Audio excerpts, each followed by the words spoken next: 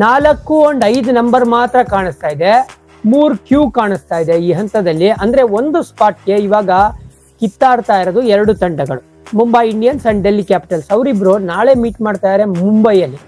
ಓಕೆನಾ?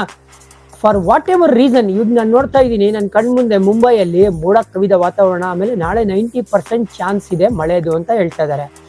So scenario ಒಂದೊಂದು point ಬಂದ್ಬಿಡ್ತು. ಜಾನಿ ಅವರೇ ಏನಾಗುತ್ತೆ ಪರಿಸ್ಥಿತಿ ಅಂತ ಕೇಳಿದ್ರೆ ನೋಡಿ, ಅವಾಗ 13ರಿಂದ ಮುಂಬೈ 15 ಪಾಯಿಂಟ್ ಆಗ್ತಾರೆ, 13 ಗೇಮಿಂದ 14 ಪಾಯಿಂಟ್ ಆಗ್ತಾರೆ ಡೆಲ್ಲಿ ಕ್ಯಾಪಿಟಲ್ಸ್. ಓಕೆನಾ? 14 ಪಾಯಿಂಟ್ ಅಲ್ಲಿ ಕ್ವಾಲಿಫೈ ಆಗಕ್ಕಾಗತ್ತಾ? ಲಾಸ್ಟ್ ಗೇಮ್ ಇಬ್ರು ಆಡ್ತಾ ಇರೋದು ಯಾರು ಗೊತ್ತಾ? Common opponent Punjab Kings. ಇಬ್ರು ಆಡ್ತಾ ಇರೋದು ಎಲ್ಲಿ? ಅದು ಜೈಪುರಲ್ಲಿ. ಓಕೆನಾ? ಸೊ ಪಂಜಾಬ್ ಕಿಂಗ್ಸ್ನ ಬೀಟ್ ಮಾಡೋ ತಾಕತ್ ಯಾರಿಗೆ ಜಾಸ್ತಿ ಇದೆ ಅಂತ ಹೇಳಿದ್ರೆ ಅದು ಮುಂಬೈ ಇಂಡಿಯನ್ಸ್ಗಿದೆ ಅಂತ ನನಗೆ ಕಾಣಿಸ್ತಾ ಇದೆ.